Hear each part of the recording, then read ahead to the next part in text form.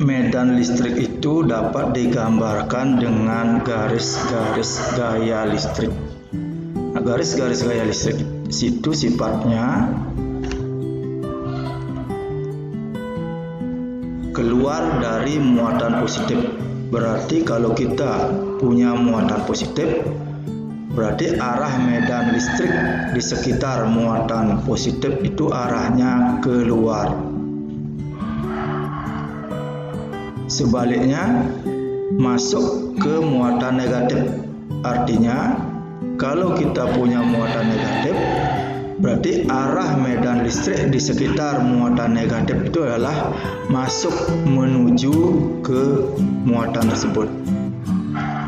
Nah, lagi satu.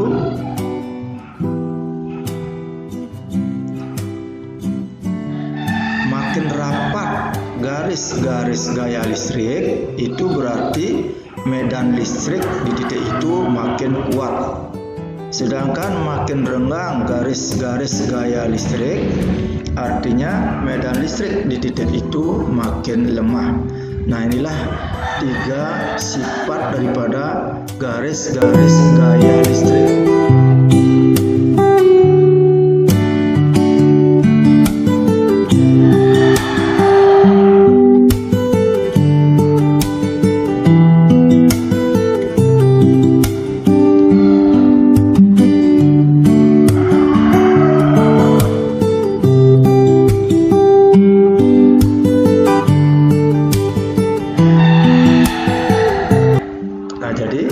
Kalau kita memiliki muatan positif, di sekitar muatan ini arah medannya itu adalah keluar, ya.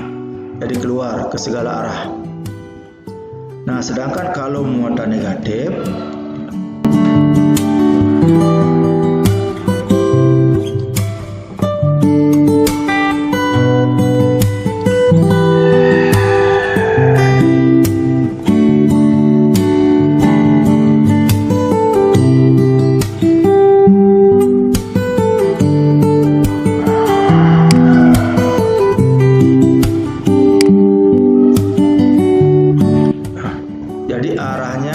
masuk menuju ke muatan negatif.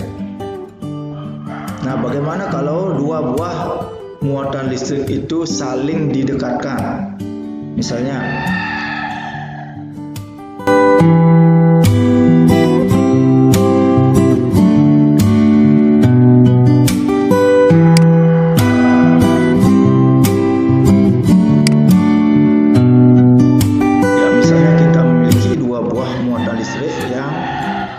berbeda jenis, positif dan negatif. Jadi perhatikan gambar garis-garis gayanya atau arah medan listriknya adalah seperti gambar.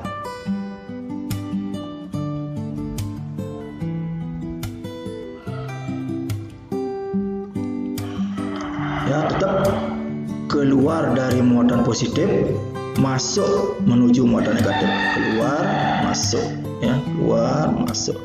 Perhatikan tanda panahnya dan seterusnya.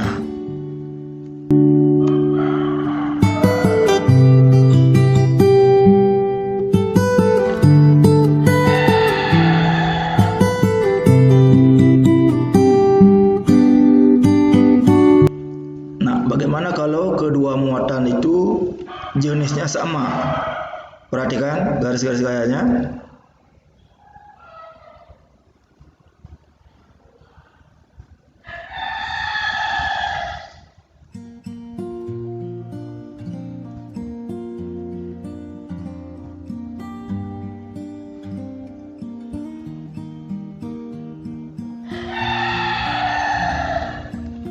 Nah, jadi dia akan tolak menolak, ya, semua garis gayanya keluar ke belakang, ya, keluar. jadi dia akan tolak menolak. Nah, jika kedua muatannya sejenis negatif-negatif, maka perhatikan arah garis-garis gaya listriknya.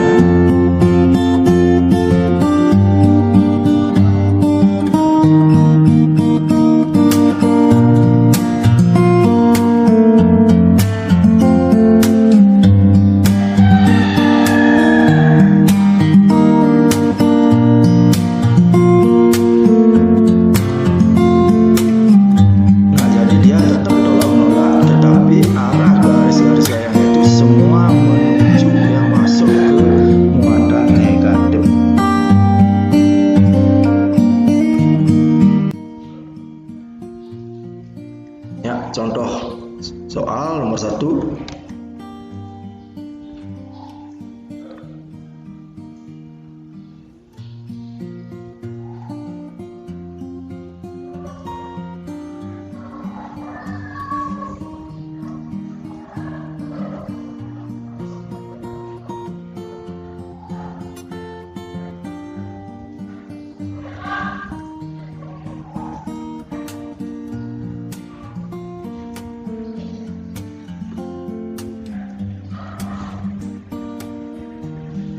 Sebuah muatan listrik yang besarnya 0,25 mikrocoulomb diletakkan di sekitar suatu muatan listrik yang lain.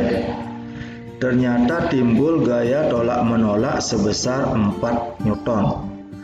Berapa besar kuat medan listrik di titik itu?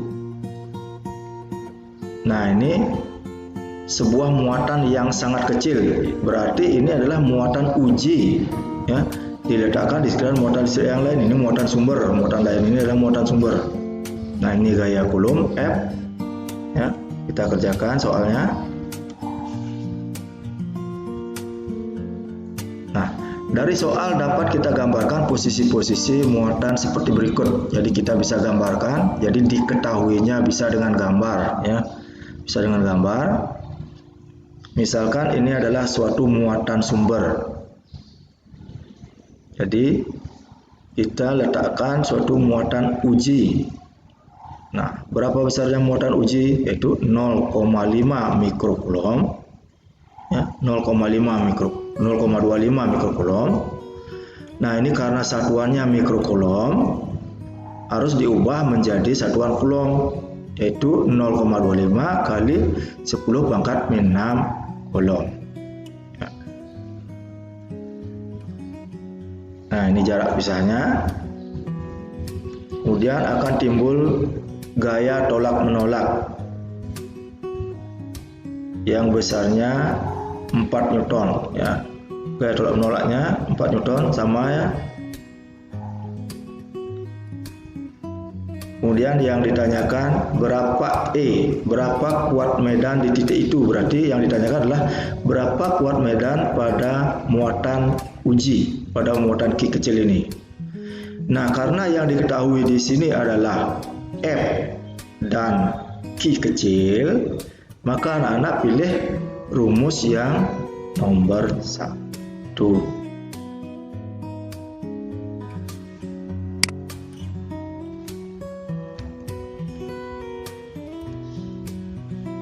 Nah, karena yang diketahui pada soal adalah F dan Q kecil, maka anak-anak bisa pilih rumus yang nomor 1, yaitu E sama F per Q kecil.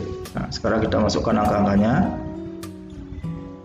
Ya, di sini tampak ada penulisan bentuk baku, di sini tidak ada. Nah, karena di sini tidak ada, berarti ini adalah 10 pangkat 0. Ya. Nah, kita sekarang kerjakan sehingga menjadi 4 per 0,25 kali 10 pangkat 0 dikurangi min 6, karena ini pembagian. Ya, satuannya adalah N per C, Newton per Coulomb.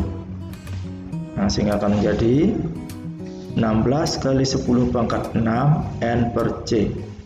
Nah, karena pada penulisan bentuk baku harus satu angka di depan koma, maka ini diubah menjadi 1,6 kali 10 pangkat 7 N per C.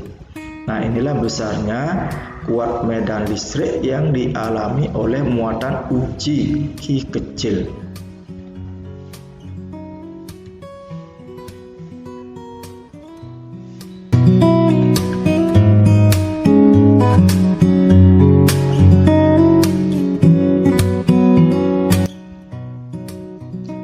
Contoh yang kedua.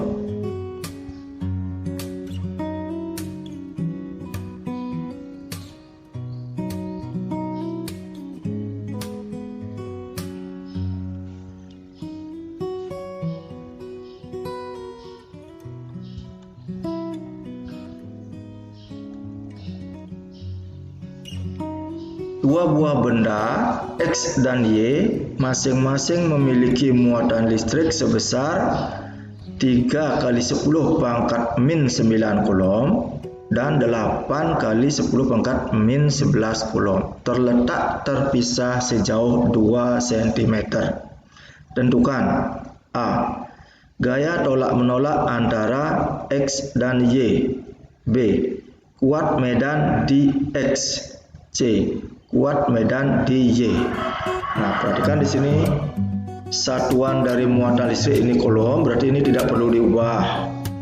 Nah, sedangkan jarak satuannya cm harus diubah ke meter pakai bentuk baku. Ya. Kita kerjakan. Ya, kita buat dulu diketahuinya. Nah, sebaiknya dilengkapi dengan gambar ya, supaya lebih jelas.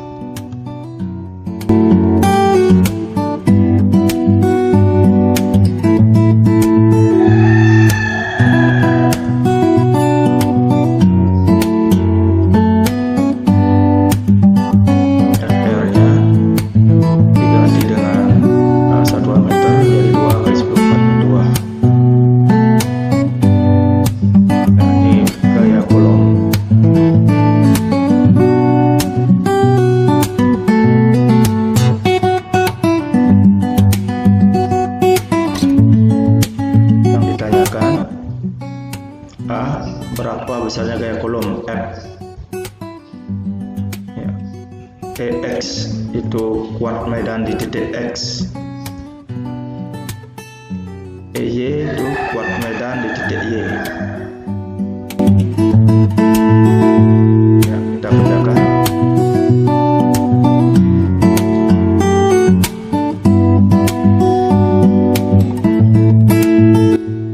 Ya, jadi di sini kita rumus hukum coulombnya menjadi F sama dengan K Qx Qy per R kuadrat. Nah, karena di sini bendanya adalah X dan Y, jadi disesuaikan. Kita masukkan angka-angkanya. Nah, jadi kerjakan dulu yang di dalam kurung, ya, yang di bawah tanda per ini. Ya, yang lainnya tetap ditulis. Nah, ini yang di bawah tanda per 2 dikuadratkan 4, 10 pangkat min 2 dikuadratkan 10 pangkat min 4, M dikuadratkan M kuadrat. Nah, sekarang kita lihat satuannya ya, supaya lebih sederhana. Kita satuannya ada yang bisa dicoret ya, M dengan M kuadrat dengan M kuadrat, C kuadrat dengan C dan C. Nah, di hasilnya seperti ini. Yang tidak baku dikerjakan dengan yang tidak baku. 9 kali 3 kali 8 per 4, kemudian kali 10 pangkat.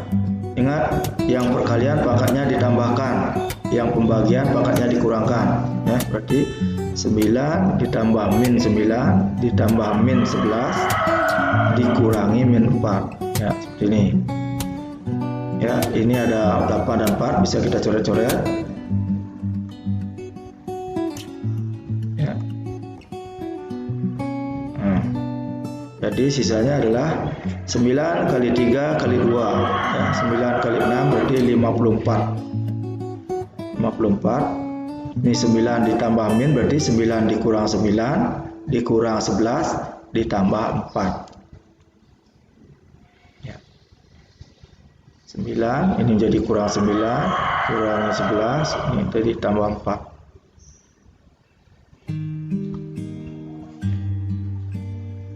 Ya, ini habis. Tinggal min 7. 54 kali 10 kurangi 7. Nah, ingat penulisan bentuk baku harus satu angka di depan koma. Ya. 5,4 kali 10 pangkat min 6.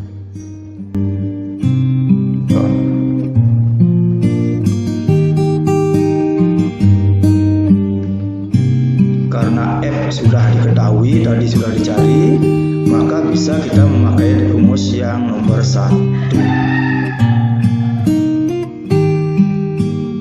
Ya, ini karena mencari kuat medan di X, maka muatan ujinya adalah QX. Perhatikan di sini. Masukkan angka-angkanya. Ya.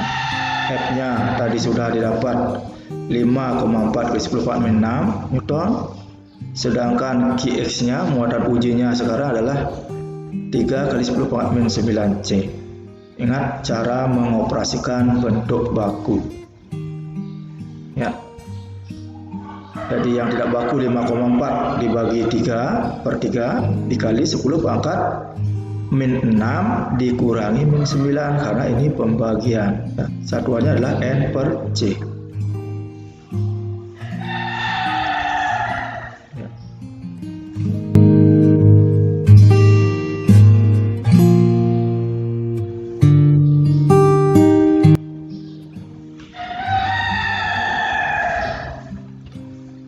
Nah, sekarang yang nomor C, ini yang C ya. Karena untuk mencari kuat medan di titik Y, maka yang dipakai muatan uji sekarang adalah QY.